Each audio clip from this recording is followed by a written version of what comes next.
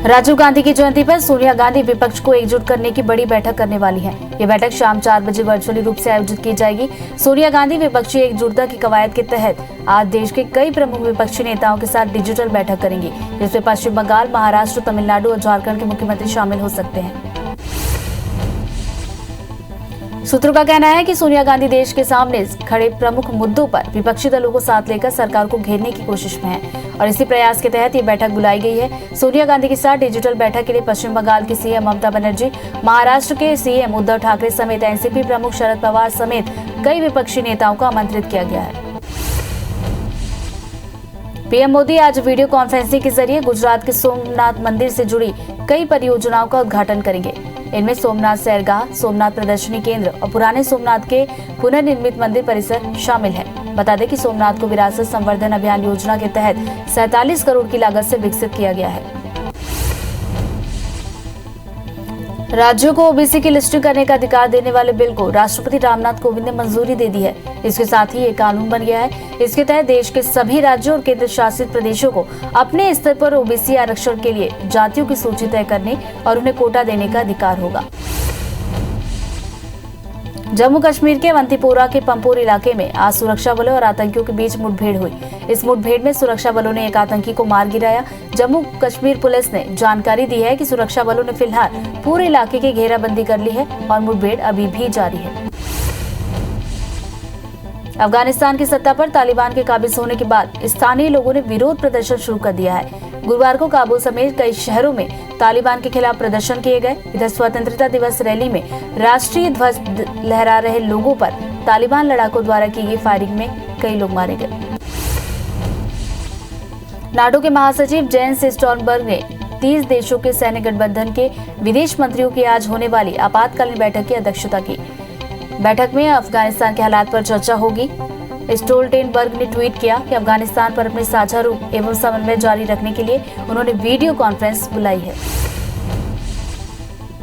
अफगानिस्तान पर कब्जे के बाद तालिबान ने सरकारी चैनल की महिला एंकर खदीजा अमीन को निकाल दिया है। चैनल के अधिकारियों ने हिजाब पहनकर पहुंची खदीजा से कहा कि सरकारी चैनल में महिलाएं काम नहीं कर सकती हैं। टीवी पर विदेशी शो का टेलीकास्ट भी रोक दिया गया है। भारत के विदेश मंत्री एस जयशंकर ने यूनाइटेड नेशन सिक्योरिटी काउंसिल यानी यूएनएससी में आतंकवाद पर हुई ब्रीफिंग को संबोधित किया। उन्होंने कहा कि हम हमेशा याद रखें कि कोविड के बारे में जो सच है वही आतंकवाद के बारे में भी सच है। हम में से कोई भी तब तक सुरक्षित नहीं है जब तक कि हम सभी सुरक्षित ना हो। हम यूएन के झंडे तले काउंटर टूरिज्म कॉरपोरेशन के लिए समर्थन दोहराते हैं। अफगानिस्तान में तालिबान के कब्जे के बाद बदले हालात पर भारत नजर बनाए हुए है। विदेश मंत्री एस जयशंकर ने न्यूयॉर्क में कहा कि इस समय हम बहुत सावधानी से अफगानिस्तान के घटनाक्रम का अनुसरण कर रहे हैं। हमारा ध्यान अफगानिस्तान में सुरक्षा सुनिश्चित करने और भारतीय नागरिकों की सुरक्षित वापसी पर है। अमेरिका अब अफगानिस्तान को हथियार नहीं बेचेगा। अमेरिकी राष्ट्रपति जो बाइडेन के प्रशासन ने अफगानिस्तान को की जाने वाली हथियारों की बिक्री को निलंबित कर दिया है। तालिबान के युद्धग्रस्त मुल्क पर नियंत्रण करने के 3 दिन बाद इस संबंध में निर्णय लिया गया। रक्षा मंत्री राजनाथ सिंह ने देश में मजबूत, सक्षम और आत्मनिर्भर रक्षा उद्योग की आवश्यकता पर जोर देते हुए एक बयान दिया है। उन्होंने कहा कि दुनिया में बदलते भू राजनीतिक हालात की वजह से भारत के लिए राष्ट्रीय सुरक्षा की चुनौतियां बढ़ गई हैं। रक्षा मंत्री का बयान ऐसे समय पर आया है जब अफगानिस्तान में तालिबान के कब्जे के बाद कई देशों ने चिंता जाहिर की है। आज देश के पूर्व प्रधानमंत्री राजीव गांधी की 77वीं जयंती है। आज दिल्ली में कांग्रेस नेता राहुल गांधी, गुलाम नबी आजाद और अधीर रंजन चौधरी ने पूर्व प्रधानमंत्री राजीव गांधी की 77वीं जयंती पर वीर भूमि पहुंचकर उन्हें श्रद्धांजलि अर्पित की। कांग्रेस के पूर्व अध्यक्ष और सांसद राहुल गांधी ने केंद्र सरकार पर देश में गरीबी बढ़ाने का आरोप लगाते हुए हमला बोला। उन्होंने कहा कि मोदी सरकार देश में गरीबी को बढ़ा रही है। इसके अलावा उन्होंने एक बार फिर न्याय योजना लागू करने की बात कही। राहुल ने कहा कि गरीबों को 6,000 रुपए की मासिक मदद देने की जरूरत है।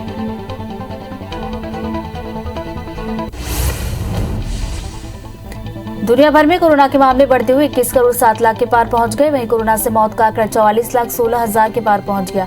पूरी दुनिया में 18 करोड़ 87 लाख से ज्यादा मरीज कोरोना को हराकर स्वस्थ हुए हैं। वहीं दुनिया में एक्टिव मामले 1 करोड़ 76 लाख के पार पहुंच गए। अब कुल केसेस में अमेरिका के बाद भारत दूसरे नंबर पर है। देश में एक दिन में कोरोना के 36,592 नए केस से कुल आंकड़ा 3,23,68,000 को पार कर गया। वहीं 543 नई मौत से अब तक 4,33,000 से ज्यादा मरीजों की मौत हो चुकी है। पिछले 24 घंटे में 36,451 मरीजों के डिस्चार्ज होने से कुल आंकड़ा 3,15,54,000 को पार कर गया। वहीं एक्टिव मरीजों की संख्या 3,57,000 के पार पहुंच गई। केरल में एक दिन में 21,116 नए केसों से आंकड़ा 37,66,000 को पार कर गया। वहीं 197 मौत से अब तक 19,246 मरीजों की मौत हो चुकी है। वहीं 19,296 मरीजों के डिस्चार्ज होने से अब तक 35,67,000 लोग स्वस्थ हुए। राज्य में 1,89,000 एक्टिव मरीजों का इलाज जारी है। केरल में 2.5 करोड़ से ज्यादा लोगों का वैक्सीनेशन हो चुका है। मध्य प्रदेश में 18 नए मरीजों से कुल संख्या 7,92,000 के पार पहुंच गई। वहीं एक भी मरीज की मौत नहीं होने से कुल आंकड़ा 10,515 पहुंच गया। प्रदेश में 16 मरीजों के डिस्चार्ज होने से कुल आंकड़ा 7,81,471 पहुंच गया। राज्य में एक्टिव मरीजों की संख्या 95 पहुंच गई है। भोपाल में 6, जबलपुर और इंदौर में 3 नए मामले सामने आए। छत्तीसगढ़ में 61 नए केस से कुल आंकड़ा 10,03,995 पहुंच गया। वहीं 2 मौत से कुल आंकड़ा 13,551 हो गया। 74 मरीजों के डिस्चार्ज होने से कुल आंकड़ा 9,89,000 के पार हो गया। वहीं एक्टिव मरीजों की संख्या 959 पहुंच गई है। रायपुर और दुर्ग में 10 और बिलासपुर में 2 नए मामले सामने आए।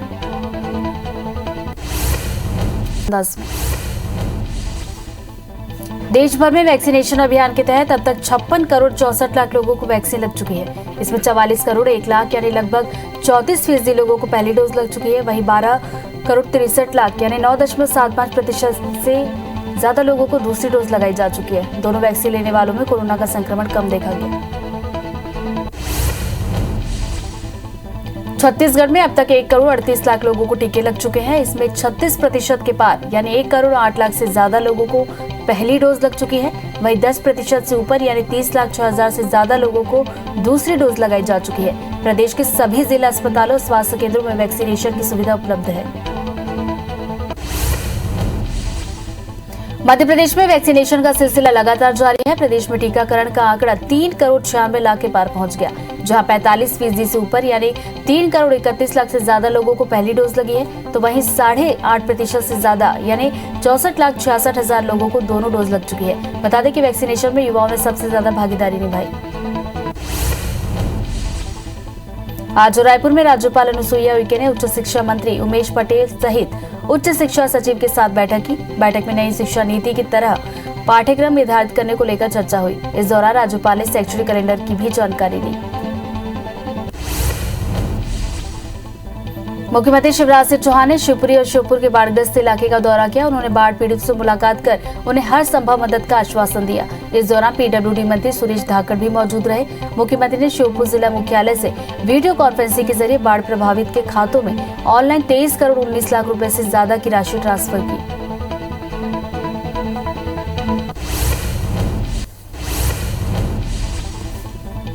पूर्व प्रधानमंत्री राजीव गांधी की जयंती पर राज्य कांग्रेस सरकार अलग अलग कार्यक्रम आयोजित कर रही है। दोपहर 12 बजे राजीव गांधी किसान न्याय योजना की अगली किस्त की राशि किसानों के खातों में डाली जाएगी। छत्तीसगढ़ के 20.5 लाख से ज्यादा किसानों के खाते में 1500 करोड़ रुपए से ज्यादा की राशि ट्रांसफर की जाएगी। वहीं 6 जिलों में जिला कांग्रेस कार्यालय राजीव भवन का लोकार्पण भी किया जाएगा। इसके साथ ही राजीव आश्रय योजना के अंतर्गत पट्टा का भी वितरण किया जाएगा। इन दोनों कार्यक्रमों में वर्चुअल रूप से कांग्रेस सांसद राहुल गांधी भी जुड़ने वाले हैं। इसके अलावा मुख्यमंत्री भूपेश बघेल दोपहर 2:30 बजे शहीद भगत सिंह चौक में नवनिर्मित सेट का लोकार्पण करेंगे। सीएम भूपेश बघेल आज कलेक्ट्रेट परिसर में मल्टी लेवल पार्किंग का लोकार्पण करेंगे। दोपहर 3 बजे फाफाडीह चौक स्थित अंग्रेजी माध्यम स्कूल का लोकार्पण करेंगे। वहीं शाम 4 बजे भाटा गांव में बहुप्रतीक्षित अंतर्राज्यीय बस टर्मिनल परिसर से बस संचालन का शुभारंभ किया जाएगा।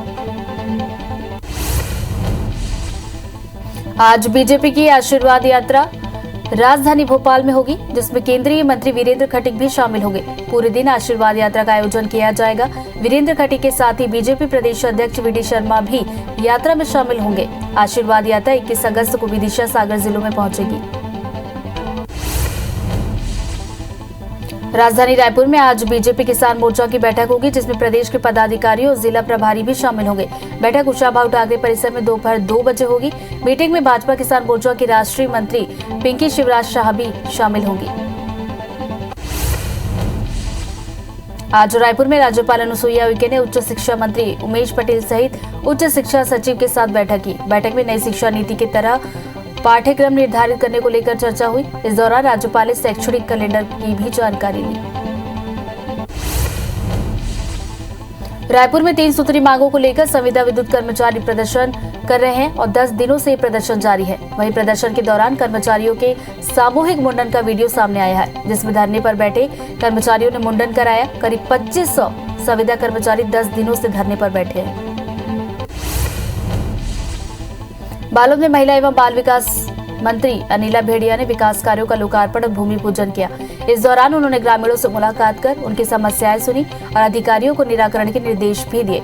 साथ ही ग्रामीणों को राज्य सरकार की जन कल्याणकारी योजनाओं की भी जानकारी दी। श्योपुर के पचावली पुल के टूटने के दौरान उसमें गिरे प्रभु आदिवासी का 60 घंटे बीतने के बाद भी कुछ पता नहीं चल सका।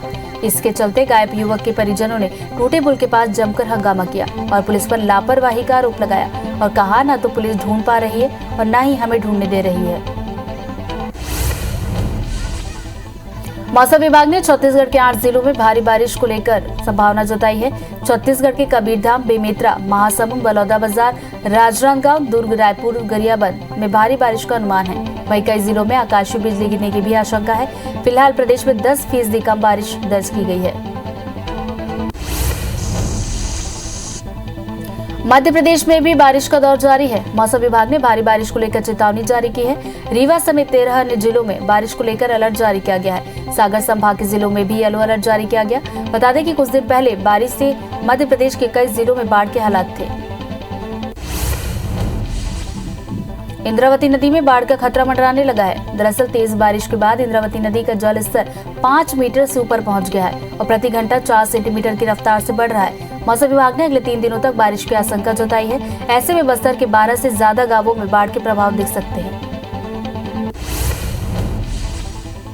महासमुंद जिले में कम बारिश की वजह से बियासी का काम प्रभावित होने से किसान परेशान हैं। किसान अब इलाके को अकालग्रस्त घोषित करने और राहत कार्य की मांग कर रहे हैं। इस साल 2,40,000 हेक्टेयर धान उत्पादन का लक्ष्य है, जबकि 7,092 हेक्टेयर में ही बियासी का काम हुआ है। राजनांदगांव सांसद संतोष पांडे ने कवर्धा के सुदूर नक्सल प्रभावित गांवों का दौरा किया। इस दौरान ग्रामीणों ने सांसद को बिजली, सड़क जैसी कई समस्याओं से अवगत कराया। इस पर सांसद ने तुरंत संबंधित विभाग के अधिकारियों से बातचीत की और समस्या को जल्द दूर करने के निर्देश दिए। बलरामपुर जिले के रामानुजगंज से कांग्रेस विधायक बृहस्पति सिंह का एक ऑडियो तेजी से सोशल मीडिया पर वायरल हो रहा है। ऑडियो में बृहस्पति सिंह को डिप्टी कलेक्टर से बदसलूकी करते सुना जा सकता है। हालांकि बृहस्पति सिंह ने ऑडियो को फर्जी बताते हुए इसे अपने खिलाफ राष्ट्रीय स्तर के नेता की साजिश बताई है। साथ ही ये भी कहा है कि इसमें छत्तीसगढ़ कांग्रेस के कुछ बड़े नेता भी शामिल हैं। कांकेर के कोतवाली पुलिस ने 3 नाबालिग छात्राओं को 24 घंटे के अंदर ढूंढ निकाला। बता दें कि कल रात को कोतवाली थाने में तीनों की गुमशुदगी की शिकायत दर्ज कराई गई थी। पुलिस के मुताबिक नाबालिग छात्रा जन्मदिन मनाने के लिए गई थी और परिजन को पता न चले इसलिए मोबाइल बंद कर दिया था। राजनांदगांव जिले के गातापार थाना अंतर्गत में रेप के आरोप में 3 युवकों को गिरफ्तार किया गया। पुलिस के मुताबिक गातापार खैरागढ़ मार्ग में लड़की रात में अपने घर जा रही थी, तभी 3 युवकों ने दुष्कर्म की घटना को अंजाम दिया। बाद में पीड़िता की शिकायत पर पुलिस ने ये कार्रवाई की। अभनपुर पुलिस ने बाइक से अवैध शराब ले जाते पिता पुत्र को गिरफ्तार किया। आरोपी पिता पुत्र का नाम राजकुमार डीडी और मनोज डीडी है, जो मानिक चौरी गांव के रहने वाले हैं। जब्त शराब की कीमत 7700 रुपए बताई जा रही है। सीएसपी के निर्देश पर अभनपुर पुलिस ने दोनों के खिलाफ बड़ी कार्रवाई की। त्योहार आते ही नकली मावा और उससे बनी मिठाइयों की तस्करी बढ़ जाती है। सत्ता में नकली मावा की बड़ी खेप ग्वालियर, मुरैना और मानिकपुर से आती है। लिहाजा रक्षाबंधन को ध्यान में रखते हुए खाद्य विभाग अलर्ट मोड पर है। विभाग की टीम शहर की मिठाई दुकानों में छापेमारी कर रही है, जो रक्षाबंधन तक जारी रहेगी।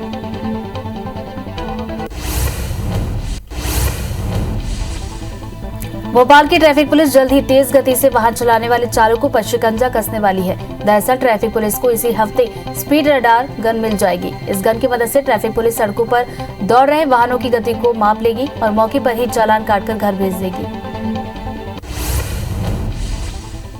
लॉकडाउन के कारण कई युवाओं की जॉब चली गई, जिसके कारण वे अन्य शहरों से वापस इंदौर आ गए हैं, लेकिन अब उनकी अपने ही परिवार के लोगों से नहीं बन रही, जो झगड़े का कारण बन रहा है। इसी को इंदौर पुलिस परामर्श केंद्र सुलझा रहा है और दोनों पक्षों को बुलाकर समझाइश दी जा रही है। खरगोन के बड़वा स्थित केंद्रीय औद्योगिक सुरक्षा बल के क्षेत्रीय प्रशिक्षण केंद्र में फिट इंडिया मूवमेंट के तहत दौड़ का आयोजन किया गया, जिसमें 111 जवानों ने करीब 5 किलोमीटर तक दौड़ लगाई और इस दौरान जवानों ने देश प्रेम के नारे भी लगाए। यह आयोजन कमांडेंट ईला चंद्र पांडे के मार्गदर्शन में किया गया। लोरमी के गोत्री शासकीय महाविद्यालय में राष्ट्रीय सेवा योजना के स्वयंसेवकों ने फिट इंडिया फ्रीडम रन का सामूहिक आयोजन किया, जिसमें कॉलेज के प्राध्यापकों, स्वयंसेवकों के साथ जनप्रतिनिधियों ने हिस्सा लिया। ये कार्यक्रम केंद्रीय खेल मंत्रालय की ओर से चलाया जा रहा है। मंडला के उमाटोला गांव में एक प्रसूता को सड़क के अभाव में अस्पताल ले जाने के लिए घाट पर रखकर सड़क तक लाना पड़ा, लेकिन महिला की डिलीवरी अस्पताल पहुंचने से पहले ही हो गई। हालांकि जच्चा बच्चा दोनों सुरक्षित है, जिनका इलाज अस्पताल में जारी है। कोरबा के बालकों से रायगढ़ जा रही मालगाड़ी डिरेल हो गई। मालगाड़ी के 27वें डिब्बे के 2 चक्के पटरी से उतर गए, जो लगभग 300 मीटर स्लीपर से टकराते हुए रुकी। इस घटना में रेल प्रबंधन और ठेकेदार की लापरवाही सामने आई है। रेल लाइन पर बोल्डर होने के चलते ये घटना घटी, जिसकी वजह से रेलवे को बड़ा नुकसान उठाना पड़ेगा। कोरोना काल के बीच जनरल प्रमोशन का असर अब कॉलेजों के एडमिशन पर दिख रहा है। शिक्षण सत्र 2021-22 में कॉलेजों में एडमिशन के लिए स्टूडेंट्स की होड़ लग गई है। स्थिति ये है कि अटल यूनिवर्सिटी से संबंधित कॉलेजों में 24,000 सीटों के लिए 40,000 आवेदन जमा हो गए। कवर्धा के कामठी गांव में लगभग 5 करोड़ की लागत से बन रहे पुल की सेट्रिंग नदी में आए बाढ़ के कारण भरभरा कर गिर गई। बताया जा रहा है कि पुल का निर्माण जून 2019 में शुरू हुआ था, जिससे अप्रैल 2020 तक तैयार हो जाना था, लेकिन अब तक पुल का निर्माण नहीं हो सका है।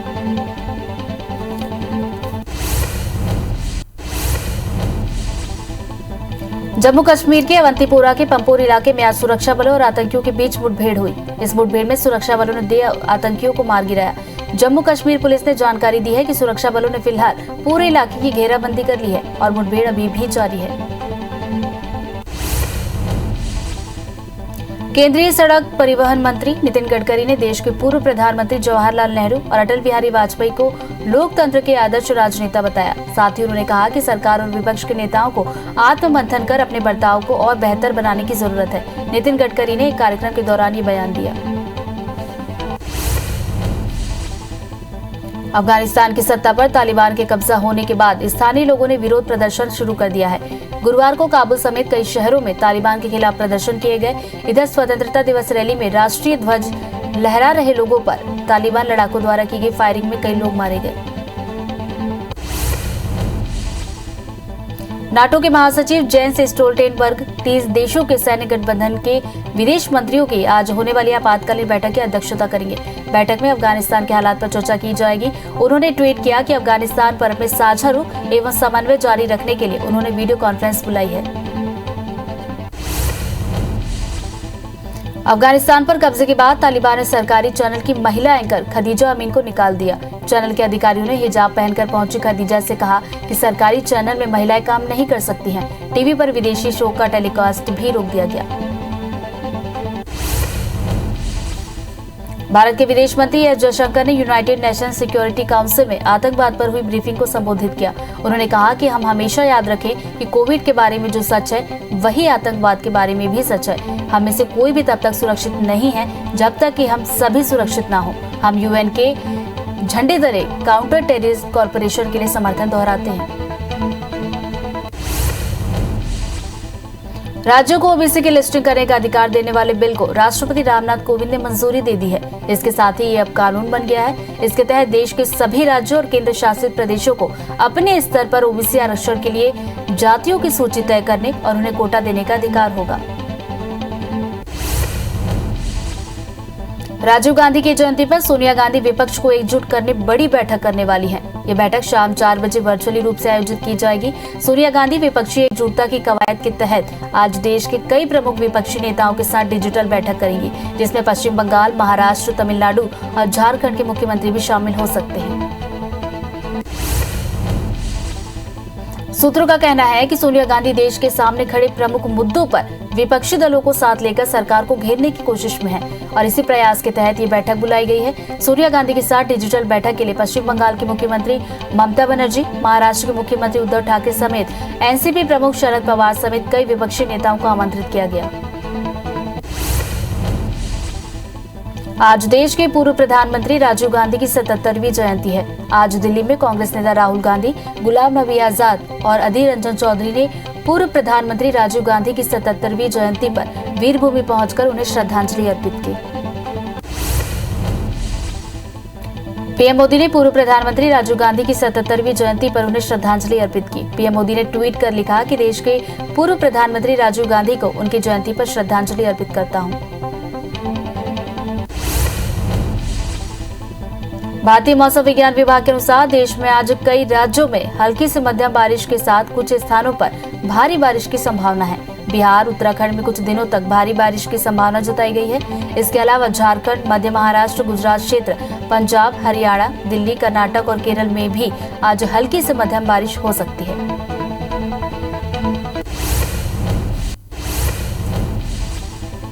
दुनिया भर में कोरोना के मामले बढ़ते हुए 21 करोड़ 7 लाख के पार पहुंच गए। वहीं कोरोना से मौत का आंकड़ा 44 लाख 16 हजार के पार पहुंच गया। पूरी दुनिया में 18 करोड़ 87 लाख से ज्यादा मरीज कोरोना को हराकर स्वस्थ हो चुके हैं। वहीं दुनिया में एक्टिव मामले 1 करोड़ 76 लाख के पार पहुंच गए। अब कुल केसेस में अमेरिका के बाद भारत दूसरे नंबर पर है। केरल में एक दिन में 21,116 नए केसों से आंकड़ा 37 लाख 66 हजार को पार कर गया। वहीं 197 मौत से अब तक 19,246 मरीजों की मौत हो चुकी है। वहीं 19,296 मरीजों के डिस्चार्ज होने से अब तक 35 लाख 67 हजार लोग स्वस्थ हुए। राज्य में 1,89,000 एक्टिव मरीजों का इलाज जारी है। केरल में 2.5 करोड़ से ज्यादा लोगों का वैक्सीनेशन हो चुका है।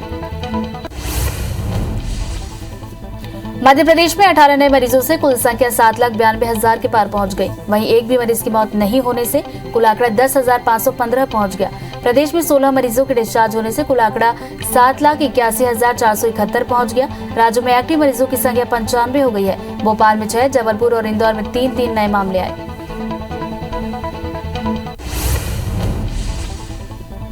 छत्तीसगढ़ में 61 नए केस से कुल आंकड़ा 10,03,995 पहुंच गया। वहीं 2 मौत से कुल आंकड़ा 13,551 हो गया। 74 मरीजों के डिस्चार्ज होने से कुल आंकड़ा 9,89,000 के पार हो गया। वहीं एक्टिव मरीजों की संख्या 959 पहुंच गई है। रायपुर और दुर्ग में 10 और बिलासपुर में 2 नए मरीज मिले। देश भर में वैक्सीनेशन अभियान के तहत अब तक 56 करोड़ 64 लाख लोगों को वैक्सीन लग चुकी है। इसमें 44 करोड़ 1 लाख यानी लगभग 34% लोगों को पहली डोज लगाई जा चुकी है। वहीं 12 करोड़ 63 लाख यानी 9.75% से लोगों को दूसरी डोज लगाई जा चुकी है। दोनों वैक्सीन लेने वालों में कोरोना का संक्रमण कम देखा गया।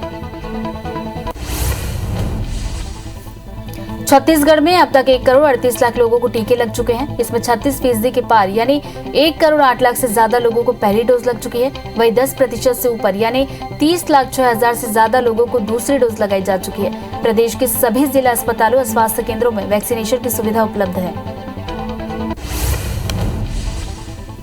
मध्य प्रदेश में वैक्सीनेशन का सिलसिला लगातार जारी है। प्रदेश में टीकाकरण का आंकड़ा 3 करोड़ 96 लाख के पार पहुंच गया, जहां 45% से ऊपर यानी 3 करोड़ 31 लाख से ज्यादा लोगों को पहली डोज लग चुकी है। वहीं 8.5% से ज्यादा यानी 64 लाख 66 हजार लोगों ने दोनों डोज लगवा ली है। बता दें कि वैक्सीनेशन में युवाओं की भागीदारी सबसे ज्यादा है।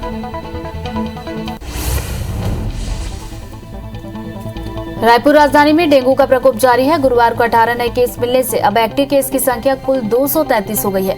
बता दें कि स्वास्थ्य विभाग और नगर निगम संयुक्त रूप से लगातार जागरूकता अभियान चला रहा है। सफाई और एंटी लार्वा का छिड़काव भी जारी है, लेकिन रोज डेंगू के नए केस बढ़ते जा रहे हैं।